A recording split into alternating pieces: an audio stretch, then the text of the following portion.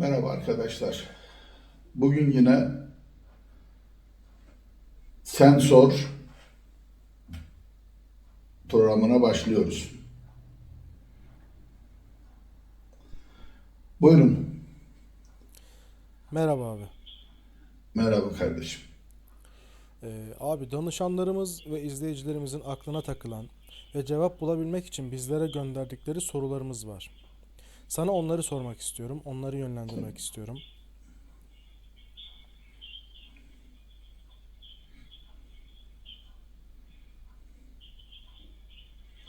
Lütfen.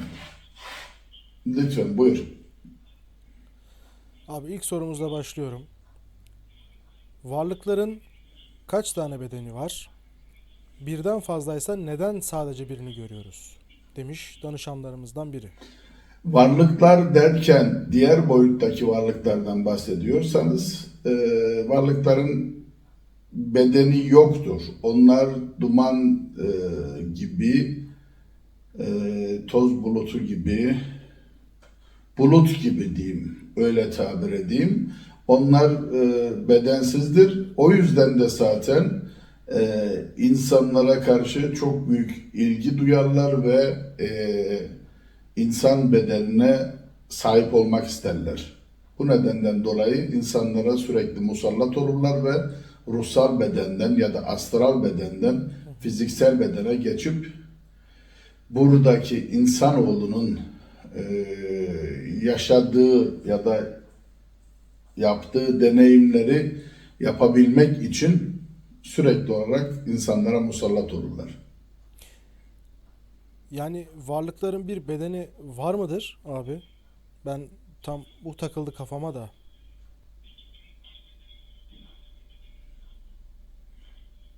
Benim bildiğim bir tane, dediğim gibi beden değil, sadece bulut ya da duman gibi tabir edilir. Bizim insanoğlu gibi fiziksel bir bedenleri yoktur ve bir tanedir.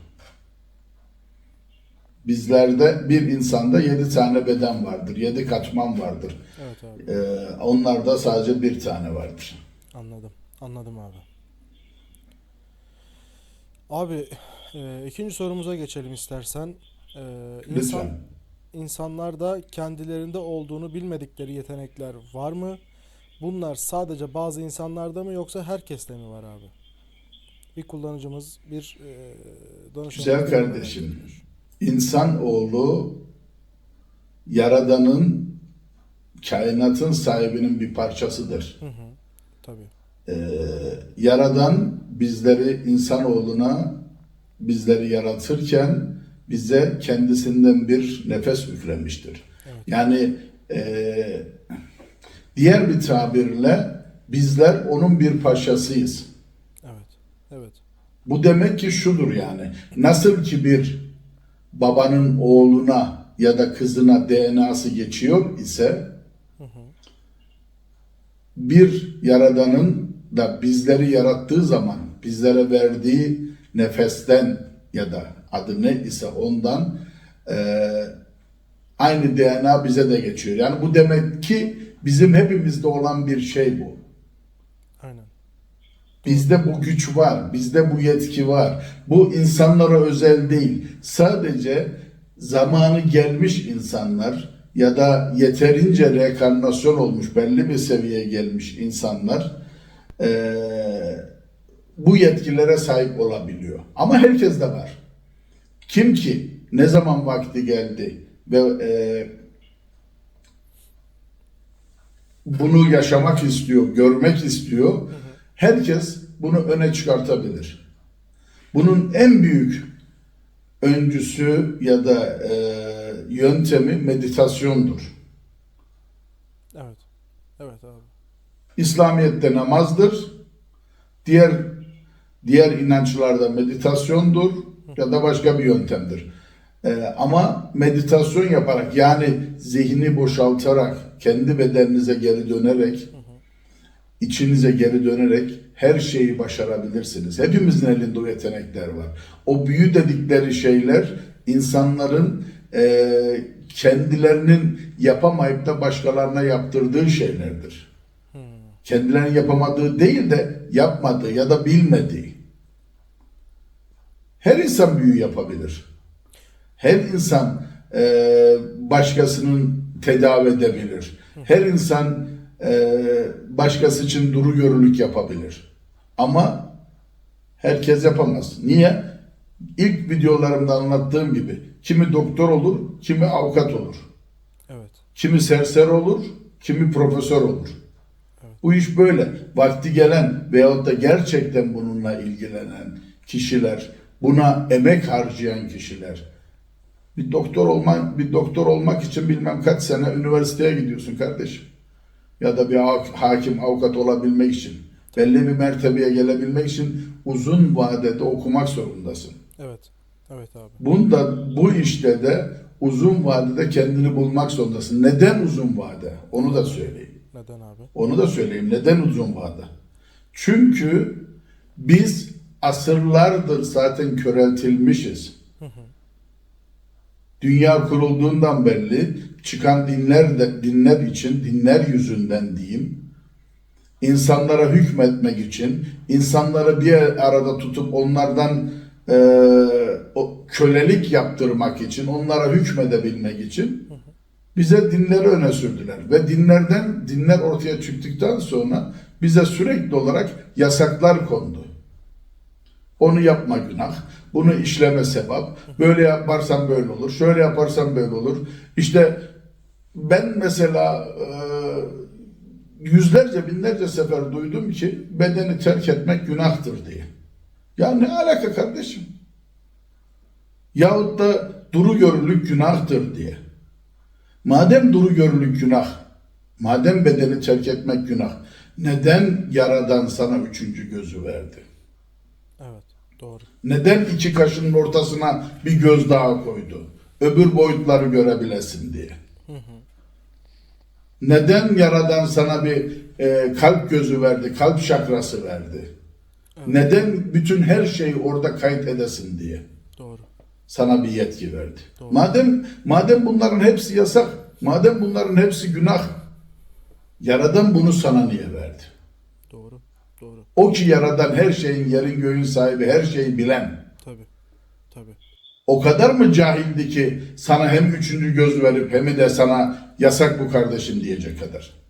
Tabii canım. Niye yasak o zaman? Ya da niye yaptı? Başın önünü kesseydi, önüne iki tane göz vermiş, bıraksaydı sen ortaya. Doğru. Doğru. Üçüncü gözün olmasa da olurdu. Madem öyle. Yani. Ya da kalp gözü.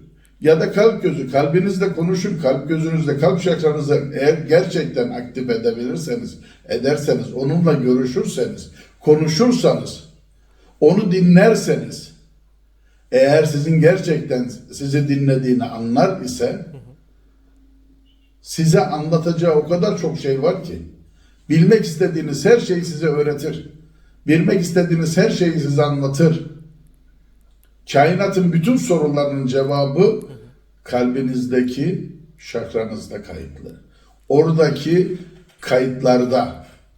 Bu gördüğünüz kalp değil. Bu fiziksel kalp.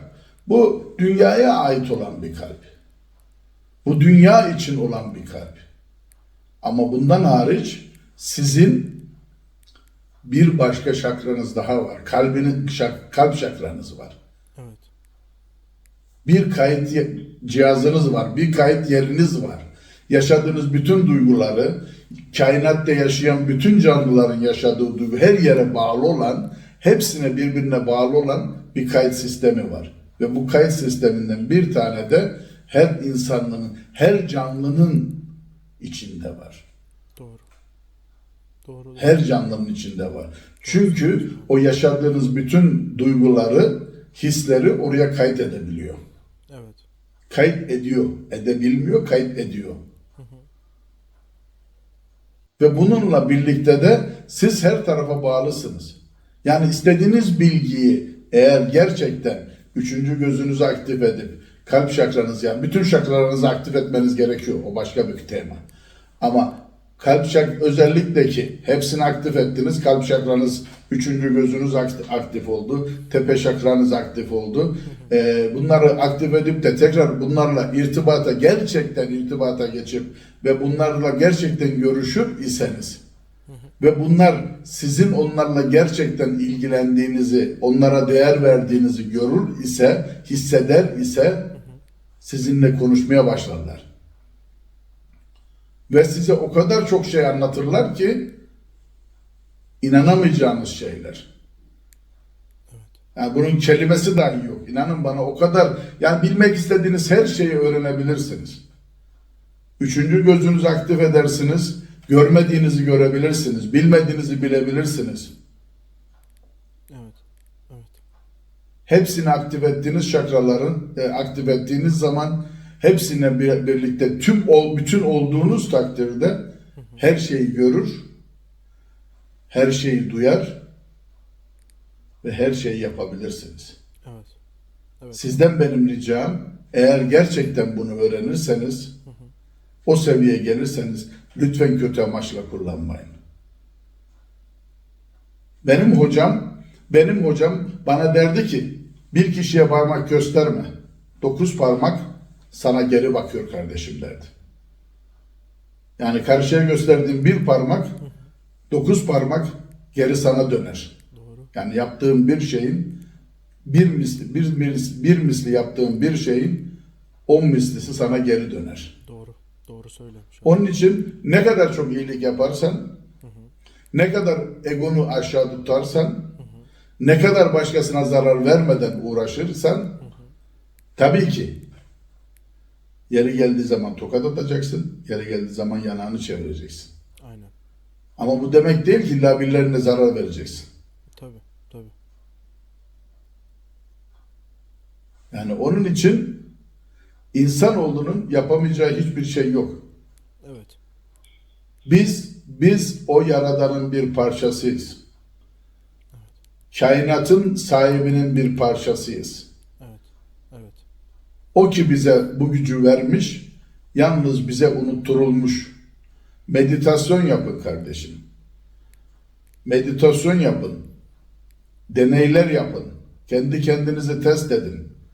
Üçüncü gözünüzü aktif edin. Yalnız bunu tekrar söylemek zorundayım. Çok özür dilerim. Üçüncü gözü bir insan tanıdım. Bu süreç içerisinde bir kişiyi özellikle tanıdım. Yıllar önce tesadüfen Antalya'da karşılaştım birisiyle. Evet abi. İstanbul'da bir yerde birileri üçüncü göz açıyormuş. Anladım. Bunu da olur mu olmaz mı ne kadar olur bilmiyorum ama üçüncü gözün olduğu yere aktif olabilmesi için iğne batırıyorlarmış. Ve bu nedenden dolayı iğne bildiğimiz iğne batırıyorlarmış. İğne sokuyorlarmış şu iki kaşın arasına. Ben görmedim de yalan yok. İlk defa da o adamda duydum. Bu vatandaş kendini kaybediyordu, kontrolünü kaybediyordu. Kendisi yaptırmış. Bana getirdiler hani yardımcı olabilir miyiz diye. Ben yalan yok bulamadım bu kişiye yardımcı. Çünkü uzun süre kalmadı benim yanımda. Ama adam sürekli içki içiyordu. Kendini yani kontrolünü kaybetmişti artık. Yani demek istediğim şu ki biz mesela birilerine eğitim teklif ettiğimiz zaman ya da birileri bizden yardım istediği zaman, eğitim istediği zaman biz diyoruz ki o kişiye bize 3 sene lazım. Bu 3 sene içerisinde benim öğrencim olman lazım. Benim seni eğitmem lazım. Benim sana yardım etmem lazım diyoruz. Evet. Buradaki neden kişiyi pişire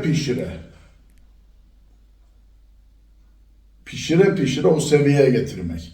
Yani unu elimize alıyoruz, içine suyu koyuyoruz, tuzunu biberini katıyoruz, karıştırıyoruz, hamurun şişmesini bekliyoruz, hamuru şekillendiriyoruz, fırına sürüyoruz, fırında pişmesini bekliyoruz. Ondan sonra piştikten sonra çıkartıp yiyoruz. Evet abi. Yani bu süreçte yaklaşık 3 sene kardeşim. 3 sene. Çünkü daha önce aktif edilen bir üçüncü göz, zamansız aktif edilen bir üçüncü göz, insanın çıldırmasına, delirmesine sebep olabilir. Çünkü oradan aldığınız bilgiler normal bir fiziksel bir bedenin pişmediği takdirde kaldırabileceği bir yük değil. Evet. Evet abi. İnanın bana, kaldırmak çok zordur. Evet. Onun için lütfen sizden ricam, zamana bırakın, meditasyon yapın. Vaktiniz varsa günde 3 sefer yapın, 4 sefer yapın. Sıkıntı yok. Her seferinde yarım saat, 1 saat meditasyon yapın. Nefes teknikleri yapın. O kadar çok meditasyon tekniği var ki. Bunlardan bilinen 112 tane şahsen benim bildiğim meditasyon tekniği var. Ama hepsine ihtiyaç var mı? Yok. Her insana göre ayrı bir meditasyon tekniği var.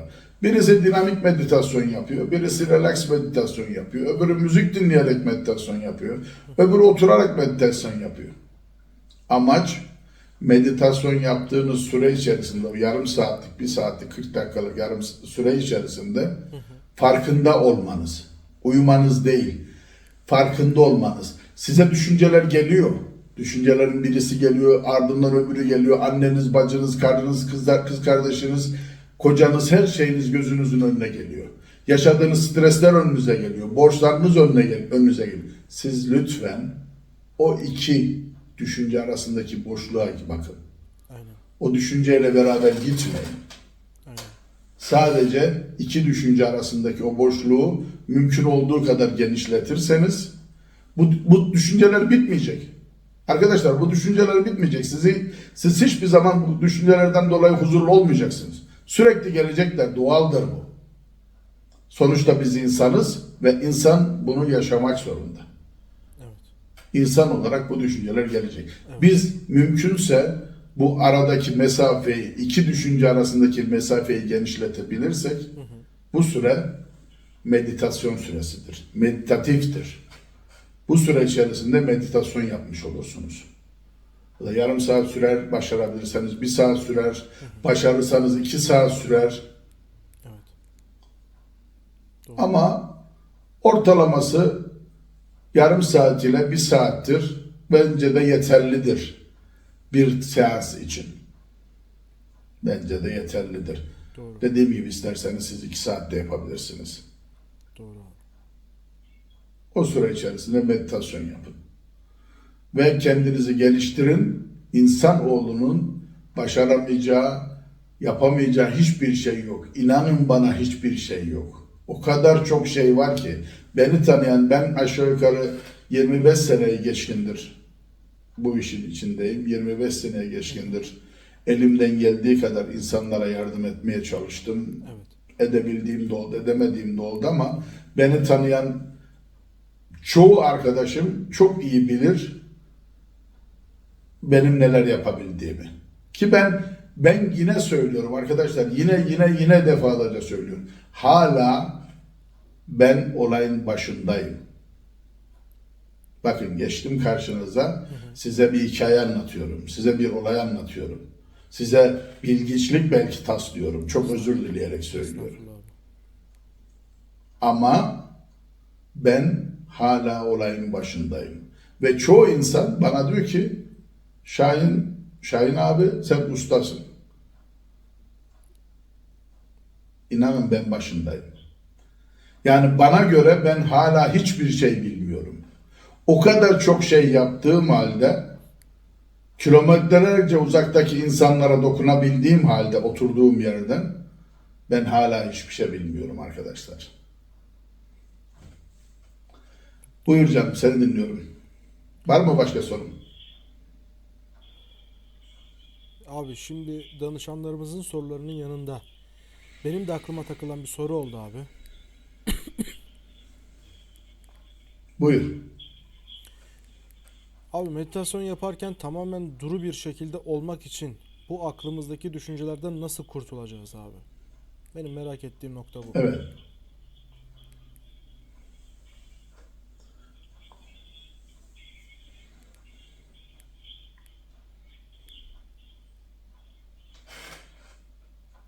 Kurtulamayacaksın kardeşim. Bu düşüncelerden kurtulamayacaksın. Dedim ya, Sonuçta sen bir insansın, biz bir insanız ve insan olan herkes, bütün canlı, gerçi hayvanlar da aynı şekilde, onlar da acıktıkları zaman nerede bir av bulacaklarını düşünüyorlardır, mutlaka düşünüyorlar. Ama biz insanda kalalım. İnsanoğlu her şeyden kurtulmak istiyorsan her şeyi bırakman gerek. Yani elin ayağını çekeceksin. Eski devrişlerin yaptığı gibi dağ bayır gezeceksin. Bulduğun otlardan kökleri yiyeceksin. Ve hayatını yaşayacaksın. O zaman her şeyden soyutlanacaksın ve her şeyden, ama her şeyden vazgeçeceksin. Tek sen olacaksın. Yaradanla tek sen. O zaman bir düşüncen olmayabilir.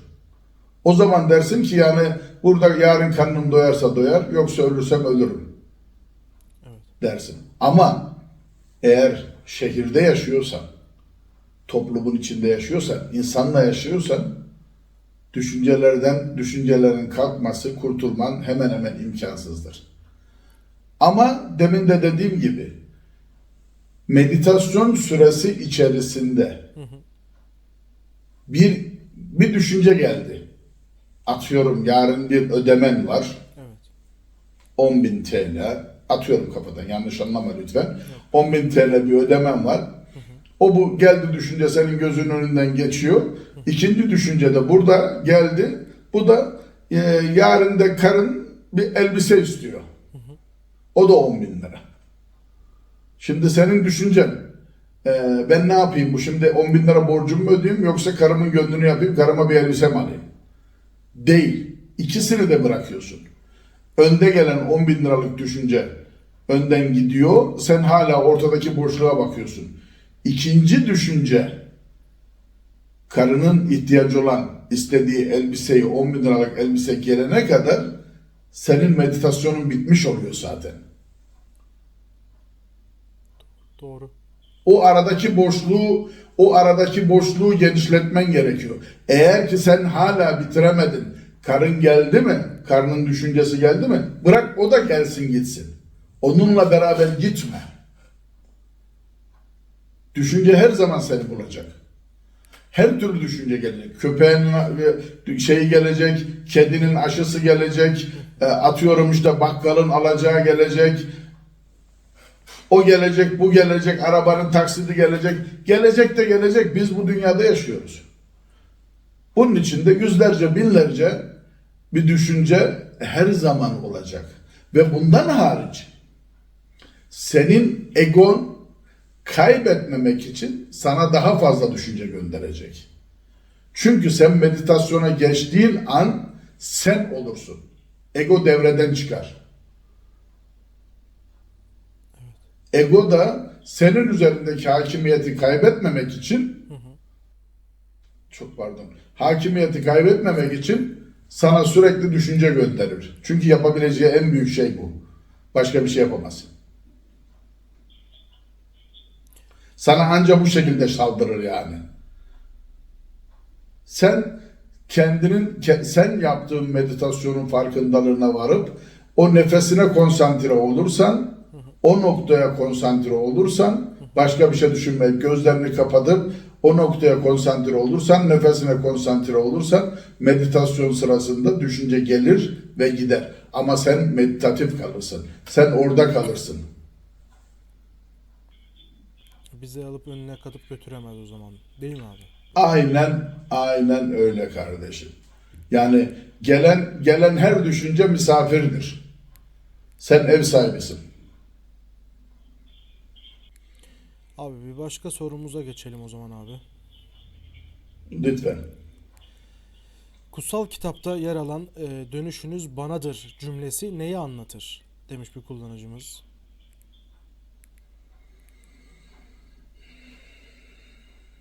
Ya bunun için aslına bakarsan söylenecek çok büyük bir söz yok. Yani Yaradan diyor ki sen ne olursan ol, sen kim olursan ol, sonuçta bana geleceksin diyor. Yani insan doğar, belli bir süre yaşar, belli deneyimlerini yapar, Evet. üzerindeki ona verilen bedeni, elbiseyi çıkartır, atar Evet. ve tekrar eve döner. Yani Yaradan'ın yanına döner. İyi de olsan, kötü de olsan faturasını burada ödeyip eve dönersin. Eve döndüğün an yine safsındır. Yine tertemizsindir. Aynen. Her şeyin bedeli buradadır. Çünkü kardeşim sen bir damlasın. Bir zerresin, bir damlasın. Fazla bir şey değil. O da Yaradan'a tekrar döndüğü zaman tertemiz, saf olarak döner. Evet. Evet abi.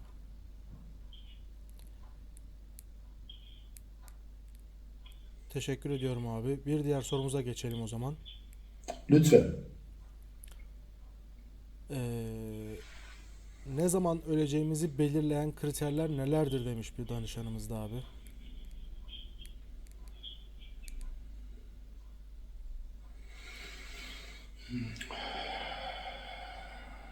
Böyle bir Aslına bakarsanız bunun için şöyle bir konu var. Bize yine yüzyıllardır anlatılan, ilk insanlar dünyaya geldikleri zaman, geçen gün de zannedersem videomun bir tanesinde buna benzer bir şey anlattım. İlk dünyaya insanlar geldikleri zaman ölüm diye bir kavram yoktu. Ta ki bir tanesi bir yanlışlık yaparak, bir hata yaparak diğerini istemeyerek öldürene kadar. O anda anladı ki ölüm var. Biz ilk zamanlar ölüm diye bir kavram bilmiyorduk. Ölüm diye bir şey yoktu bizim için. Ondan sonra anladık biz ölümü. Bundan sonraki süreçlerde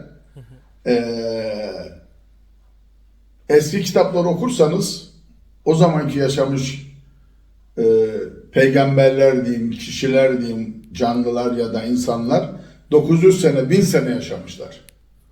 Hatta bir rivayette der ki Sultan Süleyman ya da Hazreti Süleyman'dan için der ki 600 sene yaşamıştır. Ben bilseydim dünyada ölüm var taş üstüne taş koymazdım demiş. evet. Ben bunu sadece duydum ya da belki de bir yerde okudum, hatırlamıyorum. Böyle demiş. Yani ölüm sen doğduktan sonra sana anlatılıyor. Sana öğretiliyor. Sen bakıyorsun etrafına, şöyle tabir etmeye çalışayım. Sen etrafına bakıyorsun, millet 60, 70, 80 yaşına geldiği zaman aşağı yukarı işte şimdi dönem biraz daha ilerledi, biraz daha uzun yaşamaya başladı insanoğlu ama belli bir yaşa geldiğin zaman hastalanman gerekiyor.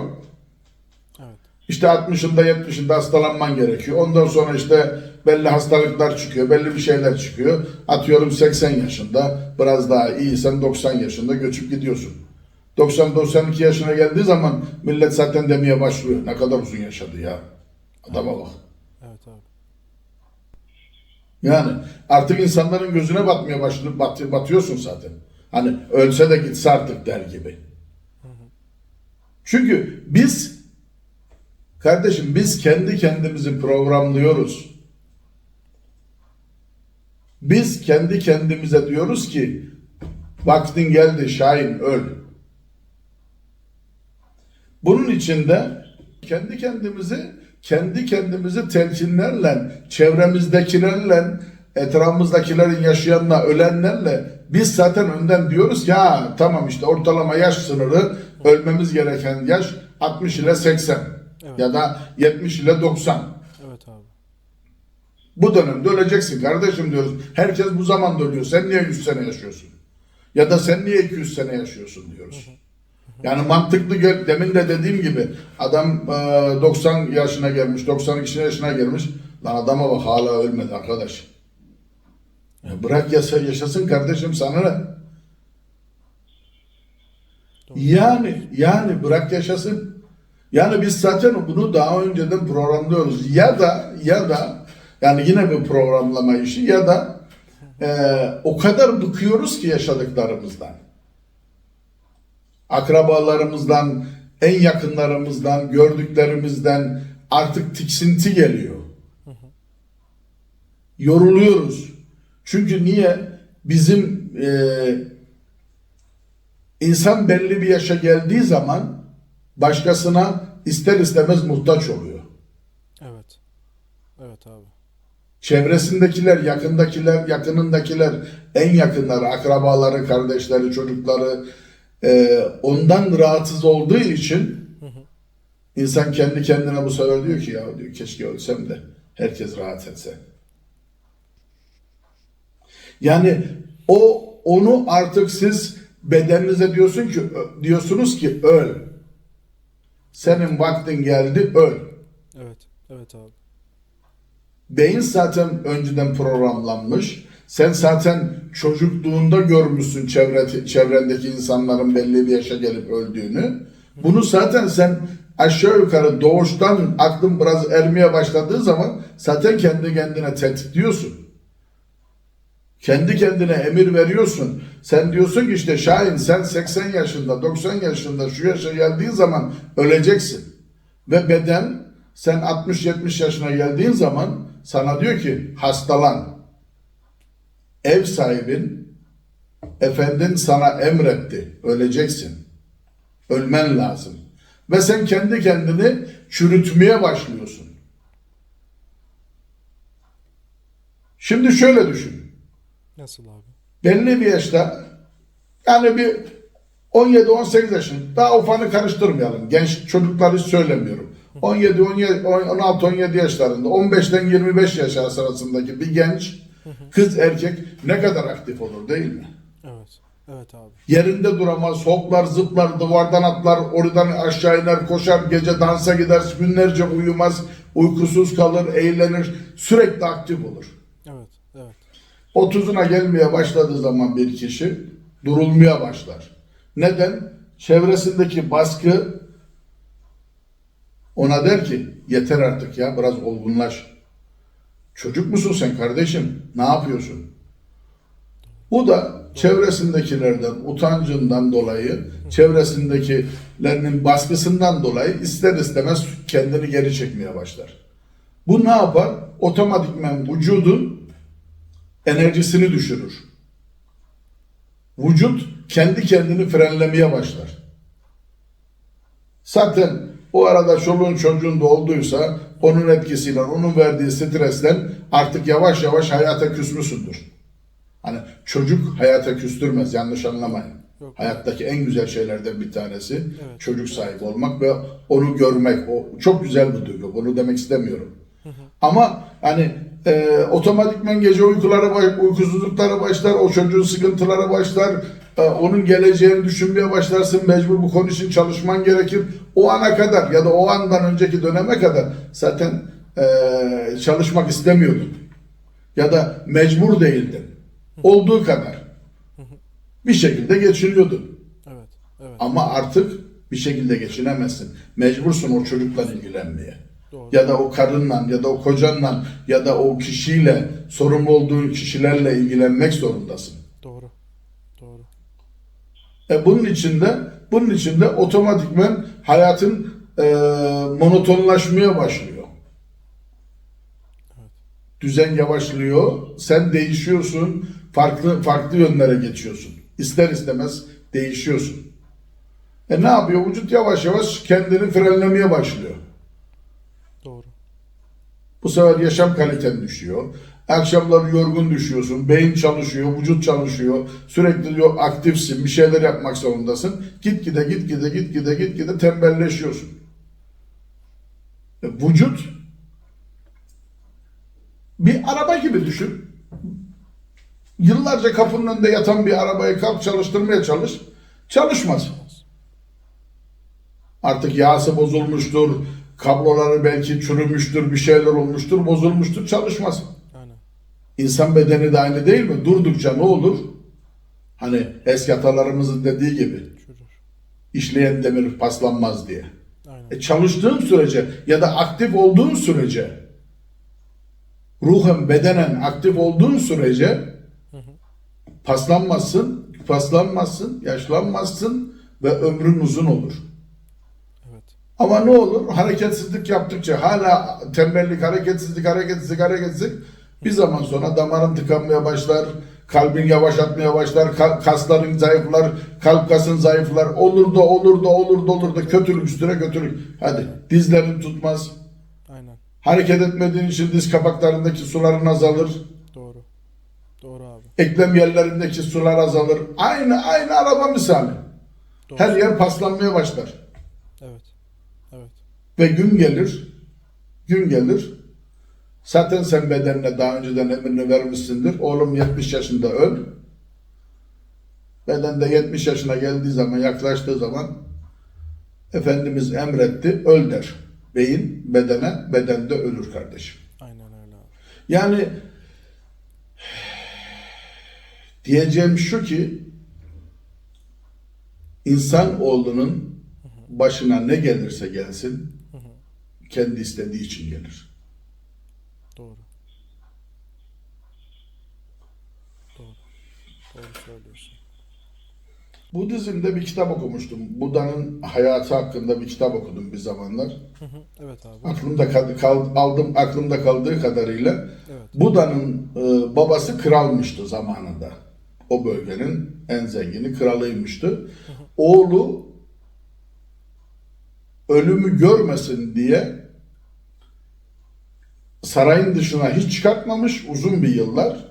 Genç olana kadar, belli bir yaşa gelene kadar sarayın dışına hiç çıkartmamış ve sarayın bahçesinde düşen ölü yaprakları dahi toplatmış. Evet abi. Ölü yaprakları ölümü bilmesin diye. Ta ki bir gün bu da saraydan çıkmış, şehirde gezerken bir cenaze geçmiş. Önünden bir böyle topluluk geçmiş böyle cenaze töreni olarak birini götürüyorlarmış. Bu nedir diye sormuş. Artık yanındaki görevli kişi mi desem artık neyse. Bu bir kişinin öldüğünü ve ölüyü götürdüklerini. O gün orada ilk defa ölümün ne olduğunu öğrenmiş. Bilmiyormuştu. Ölüm olduğunu bilmiyormuştu. Babası o kadar itinalı davranıyormuştu ki sarayda kesinlikle ölüm hakkında konuşulmamasını ve ölümü gösterecek hiçbir şeyin gösterilmemesini. Dediğim gibi bahçeye düşen bir yaprağı dahi, kurumuş yaprağı bile o anda yok ediyorlarmıştı ki ağaçlar yemyeşil gözüksün diye. Evet abi. Yani ölümü, hayatın biteceğini, bitmişliğini hiçbir zaman hissettirmemeye çalışmışlardı çocuklarına. Yani Buda'ya. Anladım. Tabii bunun üstüne bu olaydan sonra bir zaman sonra Buda karısını bırakıp uzun bir süre 12 sene bildiğim kadarıyla dağa çıkıyor falan. Evet. Ta ki Nirvana'ya ulaşana kadar Evet. ya da tekamüle erene kadar diye bir tabirle. Evet. Evet. Umarım soruna yanıt bulabilmişsindir kardeşim. Buldum abi. Çok teşekkür ediyorum. Şahin abicim, sorularımız bitti. Bizlere ve danışanlarımızın akıllarındaki soru işaretlerine cevap verdiğin için çok teşekkür ederim.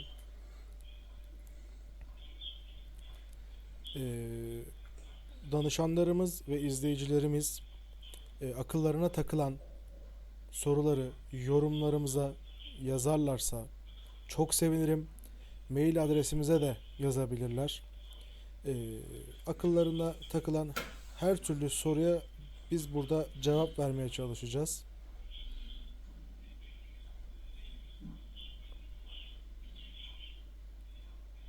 Tekrardan teşekkür ediyorum abi sana. Evet, evet.